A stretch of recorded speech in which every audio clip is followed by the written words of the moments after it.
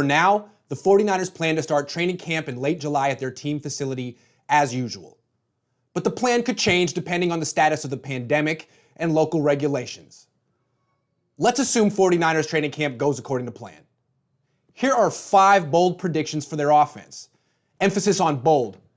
I swung for the fences with these predictions, so I might have whiffed all 5 times. We'll find out. At least I took my hacks. McKinnon will start at running back day 1 of training camp. Raheem Mostert should be the starter, but that was true last season and he never started a game.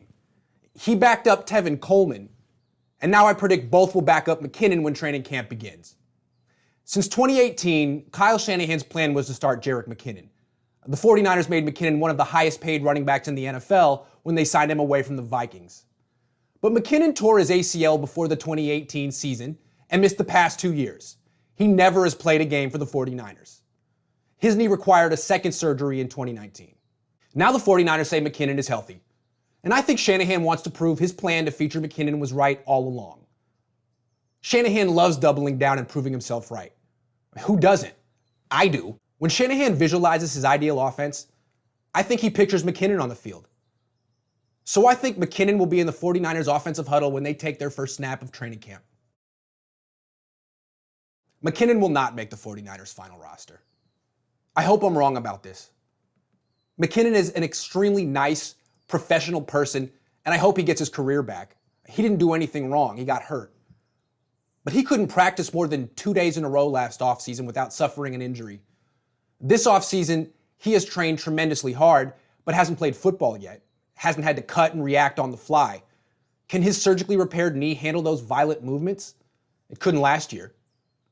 Even if McKinnon stays healthy, and I hope he does, will he be the same player he was before the injury 2 years ago? Will he have the same speed and quickness that made him a dangerous receiver out of the backfield? Can he still beat man-to-man coverage and make tacklers miss? The odds are against him. He'll get a chance to prove himself, but I doubt he'll play well enough to make the team. Prove me wrong, Jarek.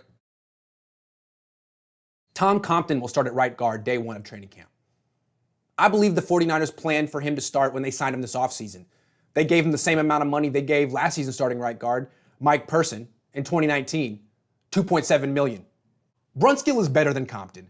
Brunskill proved that last season. But he will earn just $650,000 in 2020.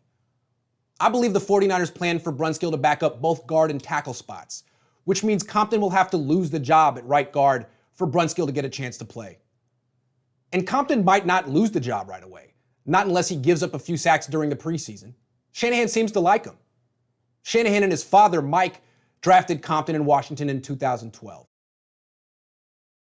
Jalen Hurd will win the starting wide receiver job opposite Deebo Samuel by the end of training camp. Kendrick Bourne probably will be the starter opposite Samuel on day 1 of camp, but I doubt the 49ers want Bourne to start in the regular season. He's a number 3 receiver at best.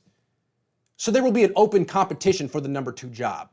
And rookie Brandon Ayuk will have a tough time winning it because teams couldn't have OTAs or minicamp this year, meaning training camp will be Ayuk's first time practicing in the NFL, and he probably will make lots of mistakes.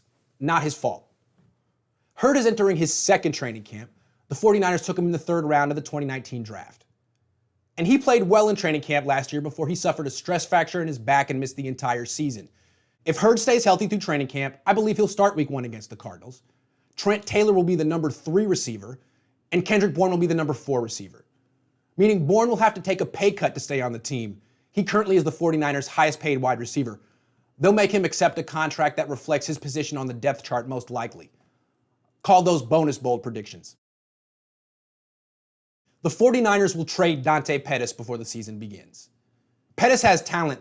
He showed that during the second half of his rookie season when he played with backup quarterback Nick Mullins. But starting quarterback Jimmy Garoppolo simply doesn't seem to trust Pettis.